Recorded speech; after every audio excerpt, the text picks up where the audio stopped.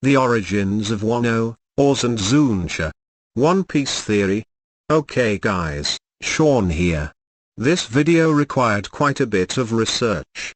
Yes. It does have a few assumptions made. But I think the assumptions add an Oda-like feel to it. You guys will uncover the possible age of Wano, its origins and the manner of its possible creation. And at the end of the video, I hope you guys will of course have seen Oda's ingenuity at work once more in the story. So, prepare yourselves to be amazed once more as we delve into Oda's mind. So before we begin, if you guys love this type of content, please support the channel by subscribing to the channel. Also, if you will, hit the notification bell, so you do not miss any of our future videos. Wano country, the country of the samurai. One of the most ancient countries in the story till date. A country whose history is intrinsically linked to that of the ancient kingdom, as the Kozuki ancestors created the poneglyphs. With a country so rich with culture and history, one has to wonder about the origins of this country.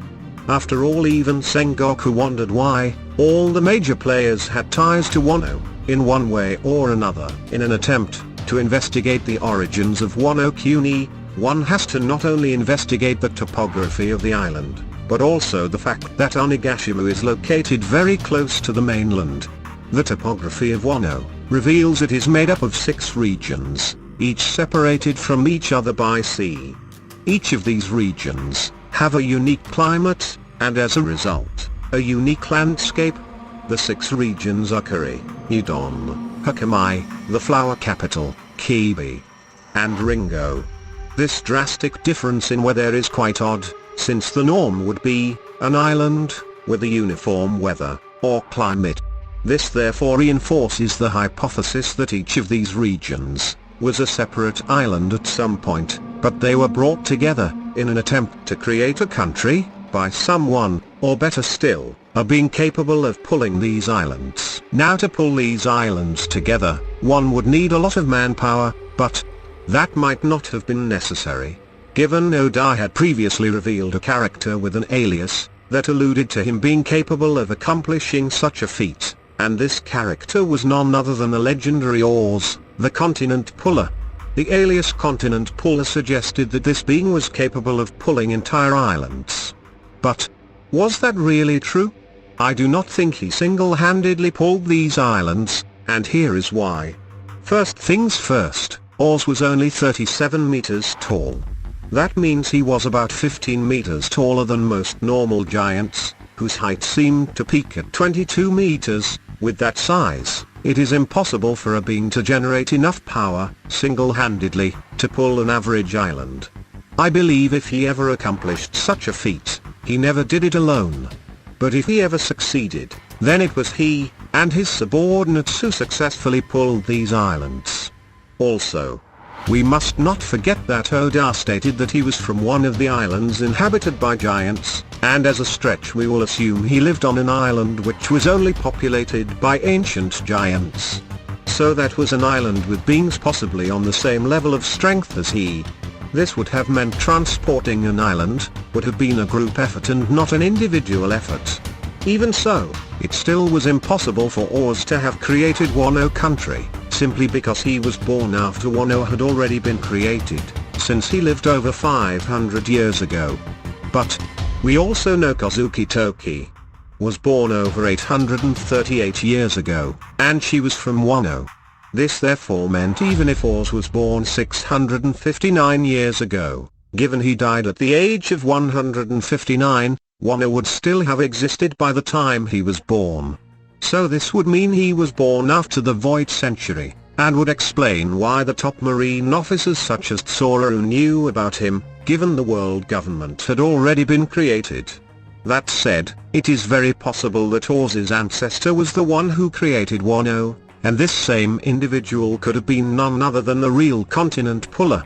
If we assume Oars was born 659 years ago, and giants live on average between 200 to 300 years, that would have meant Oars' father was born about 800 to 900 years ago, and his ancestors even earlier. We've also observed a slight decrease in height with each passing generation.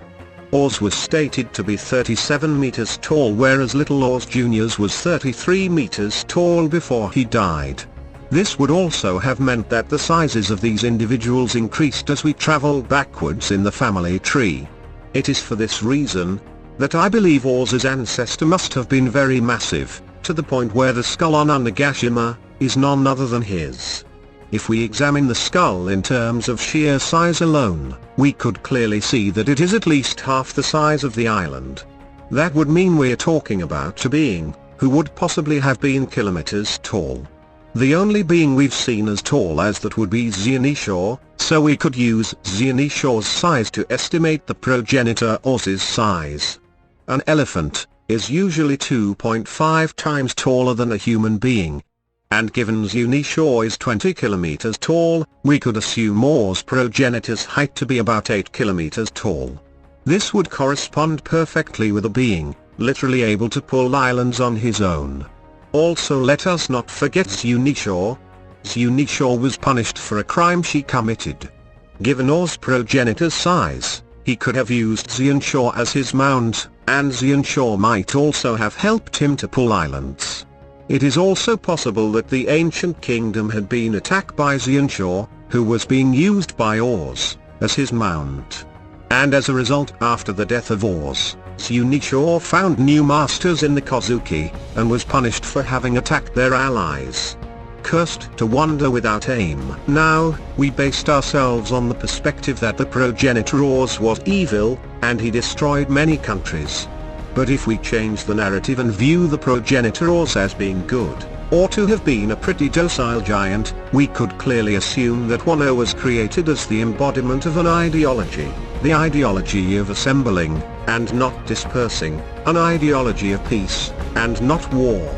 For if you look at geopolitics, you would see that the easiest way to defeat a people is by dividing and conquering. Thus Wano, being a country made up of 6 separate regions, was the culmination of the ancient kingdom's ideology of unity, a place where all, irrespective of their race, nationality or even culture, could live in peace, and provide mutual benefit for the betterment of the kingdom, and the progenitor Oars also shared that ideal. This is why Wano was denoted the Golden Nation, as the nation itself embodied that ideal. The Kozuki ancestors were well aware of this. So after the destruction of the ancient kingdom, Wano was the only country whose topology in itself represented that ideal, and thus the Kozuki ancestors closed the borders to prevent the world government from sowing seeds of division within their country, while recording their history on the poneglyphs. As for the punishment of Zunisha, I believe he was tasked with going to the ancient kingdom and carrying the survivors to bring them to Wano. But he arrived late, when the kingdom had already been destroyed, and as a result was punished, and cursed to wander aimlessly, meditating on his failure in aiding the survivors of the ancient kingdom, and waiting for a man, like Joy Boy, who would once again express this ideology with his actions, and thus, he would be able to fulfill his final duty. But, you see, Zunisha did not exactly fail per se, as there were some survivors who escaped and infiltrated other kingdoms. They could only be recognized by the elusive D in their names. With Zunisha's punishment in effect, the progenitor Oars kept watch over Wano at Onagashima, protecting it from the world government until he drew his last breath. His descendants might then have traveled into the New World, and inhabited a separate island. So what makes me believe the skull on Onagashima is that of an Oars-like being? I think the horns are the most striking feature of the skull. And if you place it side by side with the skull of Oars, you see that the horns do share a similar pattern. Okay. So that was the theory. I was a little more inspired towards the end, and I believe you guys might have taken note of that. Well, let me know your thoughts about this in the comment section. Subscribe to the channel if you love this type of content. As usual, I am your host Sean, and I'll catch you guys later.